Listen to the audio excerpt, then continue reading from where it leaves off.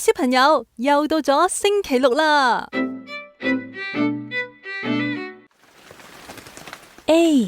你聽到啲乜嘢聲啊？係啊，係雨水淅瀝瀝嘅聲音。仲聽到啲乜嘢聲呢？係青蛙嘅唱歌聲啊！佢哋似乎好喜歡下雨天噃，仲開心到跳嚟跳去添。但係呢度有隻貓貓，你睇下佢個樣，佢揦埋一住咁，原來佢好唔開心啊！到底點解佢哋嘅心情有咁大分別呢？原來佢話不喜歡下雨天。呢本書圖畫以及文章都係喵姨嘅作品，出版社係文房文化事業有限公司。好感謝文房文化同埋作家喵姨授權豆豆說故事，同大家一齊分享下呢隻貓貓對下雨天嘅心情。唔知道小朋友你哋又中唔中意落雨呢？點解呢隻貓咪咁着緊落雨天呢？聽落去就知噶啦。小貓天天同埋樂樂約好咗星期六去貓尾草公園野餐同埋踩單車。頂帽都唔錯噃，打扮成陽光型貓，嘿呀嘿呀，咁樣梳係咪靚仔啲呢？就係呢個款式啦，期待咗好耐好耐啦，聽日終於就係約會嘅日子啦。天天興奮咁預備去買麵包同埋零食，卻係聽到青蛙呱呱呱呱咁討論住一啲嘢噃。聽日要落雨啦，咁實在太好啦，又可以開演唱會啦。乜嘢話？落雨？唔好啩！到處都係滴滴答答嘅聲音，好掃興啊！點算啊？唉，真係太倒霉啦！到處都變到唔好玩，又唔可以野餐，又唔可以踩單車，都係返屋企啦！我嘅陽光型貓約會計劃冇啦！失望嘅天天經過花小貓嘅屋企，我唔制啊！咦，花小貓喺度做緊啲乜嘢呢？點解着唔落噶？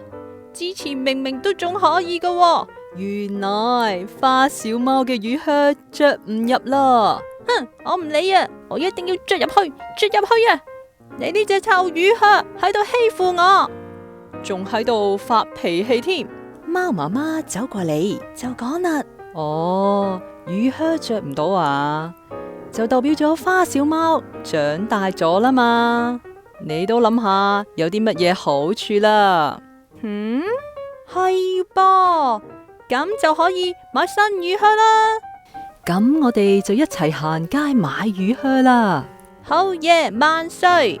花小貓同埋花媽媽開心咁出門啊！天天睇見佢哋，就諗起咗聽日嘅約會啦。雖然落雨唔能夠踩單車，但係可以同樂樂雨中漫步。嘿嘿，一定好浪漫噶啦！有樂樂喺度嘅話，雨滴都變成彩色啊！而且淋雨淋成落湯貓都好唔錯噃，仲可以讓我睇起嚟，哈哈哈，肚子細咗2個圈啊！買咗好耐嘅新雨褸，終於有機會着出街啦！哇，耶！同樂樂玩水氹，一定係好好玩噶啦！仲有，可以同樂樂喺池塘邊一齊聽青蛙嘅雨天演唱會啊！然之後呢，仲可以食一碗熱辣辣嘅湯麵，涼涼嘅雨天最適合噶啦。最後喺回家嘅路上，我哋仲可以欣賞開滿彩色嘅雨傘花。我種嘅貓草亦都會快快咁長大，再送俾樂樂，佢一定會好中意嘅。順便俾雨水洗洗我污糟邋遢嘅單車，哈哈哈哈！真係太完美啦！諗到雨天可以做咁多有趣嘅事，天天不禁興奮起嚟啦。到咗夜晚黑啦。窗外果然淅瀝瀝咁落起傾盆大雨，唔使擔心落雨啦，放心交俾我啦。我嘅羅曼雨天計劃一定冇問題嘅，咁真係太好啦！聽起嚟真係好好啊，真係想快啲到聽日啦，好期待雨天嘅約會啊！聽日見。今日就係星期六啦。天天一早就起身，睇住窗外仲係飄着雨，覺得好滿意。着上最有型、最搶眼嘅新雨衣，準備去約會啦！喲呼，出發啦！點知一出門口，咦？你哋睇下，點解會？竟然係大晴天啊！我完美嘅雨天計劃。不過小朋友，我哋一齊換一個角度諗下啦。雨過天晴啦，耶，好靚啊！落完雨又有陽光，一齊睇美麗嘅彩虹啦。原來作者都有啲說話同我哋嘅小朋友同埋家長講㗎噃。對我嚟講，雨天之於創作係美好㗎。喺構思呢本故事書嘅時候，腦海中自然浮現出一幅幅下雨天嘅美麗畫面。街上有着形形色色嘅雨傘，耳邊仿佛聽到滴滴答答富有節奏感嘅雨聲，池塘裏邊此起彼落嘅青蛙叫聲，以及孩子興奮咁踩水氹嘅快樂笑鬧聲。而故事中嘅貓咪天天面對期待已久嘅約會，可能會落雨噃，佢會有啲點樣嘅反應呢？如果你係天天嘅話，會讓雨天破壞原本嘅好心情，亦或係順其自然咁改變計劃呢？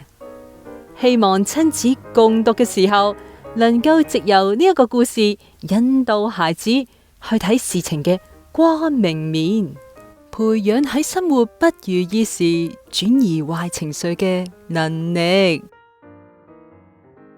寫出一本咁可愛嘅書籍。到底喵姨係一個點樣嘅作家呢？喵姨本名林晨依，因為一張話俾老公嘅卡片，就開啟咗插畫旅程。喜歡小動物，尤其係貓咪。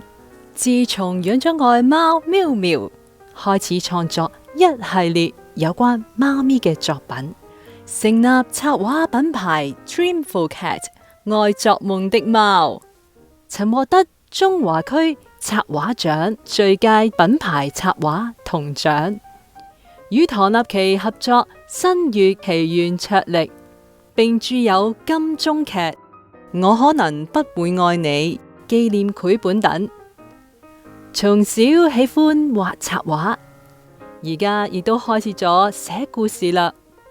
出版過《貓咪天天》嘅繪本有《一起吃最好吃》，不喜歡下雨天。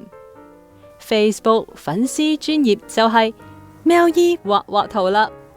有興趣嘅家長同埋小朋友可以去 Facebook 睇下佢嘅作品。